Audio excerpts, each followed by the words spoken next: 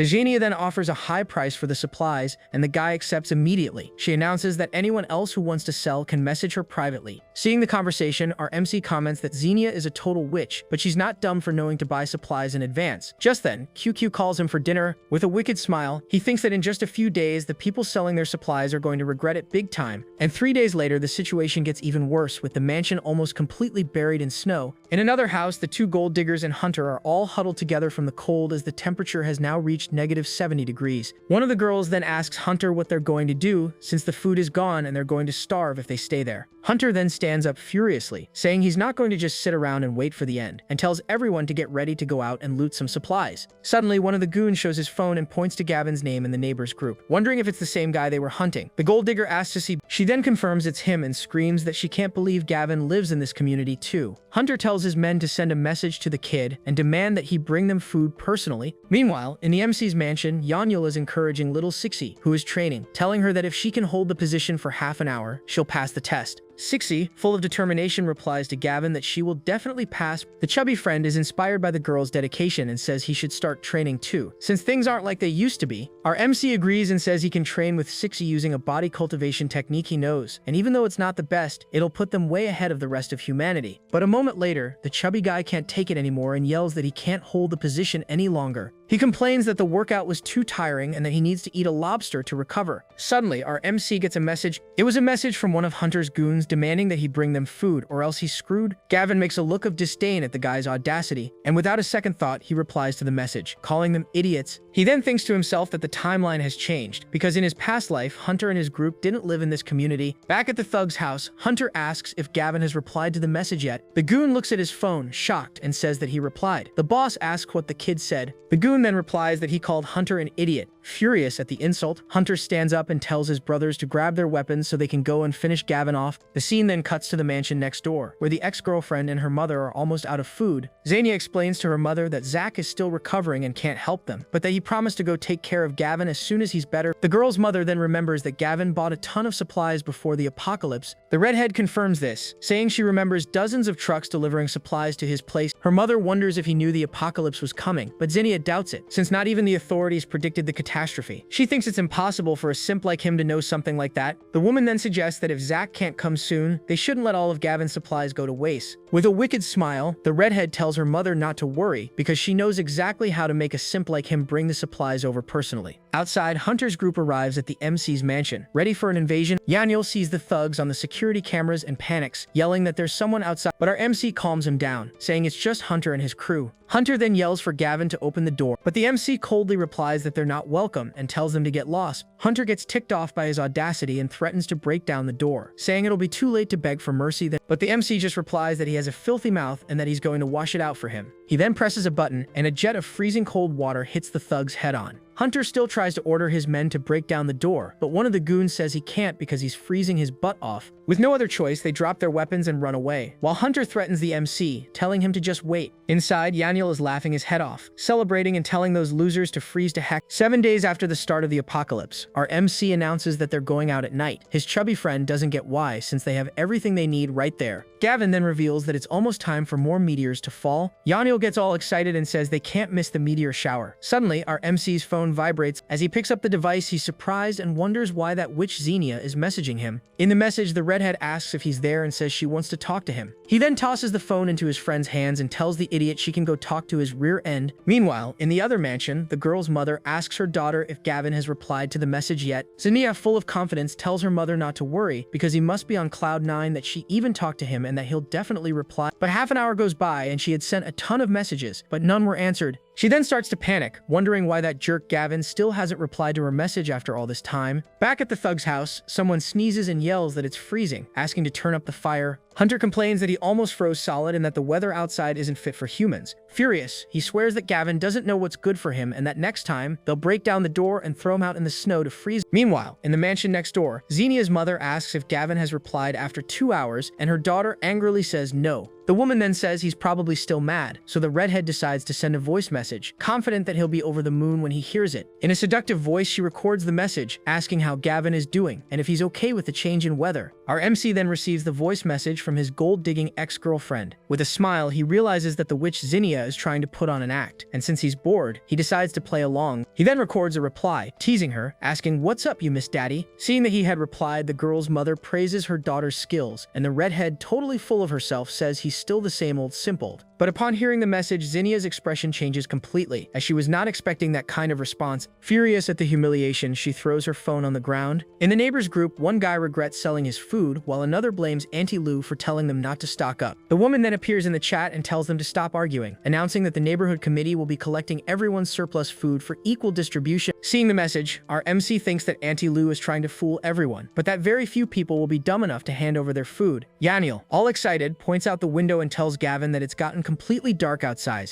Our MC then says it's time and tells everyone to get ready to go out, asking Kui and Zixi to put on warm clothes and come with them. He thinks that although he's sure the meteor will fall in the residential complex, he doesn't know the exact spot, and with more people, the chances of getting it increase. Already outside, the bundled up group faces the intense cold, and Yahello complains that it's the first time they've been out since the apocalypse started, and that it's freezing. Gavin then tells everyone to pay close attention, because 2 meteors will fall that night, and as soon as they spot one, they have to dive for it. Suddenly, they hear an announcement from a megaphone where Auntie Lou and her men are saying the neighborhood committee is collecting supplies for distribution and asking for cooperation. The old woman thinks that the food she got last time is already gone, and her grandson is about to go hungry again, so she has to bring food home today. Seeing this, Yahello is disgusted and tells Gavin how shameless that Auntie Lou is and Dowdy Lou is. At that moment, one of the old woman's men spots the group and points at the MC, asking the director if that isn't Gavin. With a wicked smile, Auntie Lou confirms it's him and celebrates that they've finally caught him, since he didn't open the door last time. With that, the old woman's group surrounds the MC and his friends, and Auntie Lou yells for Gavin to stop right there. Our boy then asks if there's a problem, and she accuses him, saying she saw with her own 2 eyes as he stocked several truckloads of supplies in his house. The MC just confirms her accusation, saying that it's true. The old woman and her men celebrate, thinking the kid really has food. Auntie Lou points at him, saying this makes things easier, and demands that he cooperate and hand over all his supplies to the committee. Our MC then asks why he should do that, and she says it's an order from the committee, and that he should set an example, but the guy replies that his supplies are none of her business, leaving the old woman shocked by his attitude. Our MC then asks who does she think she is to be lecturing him.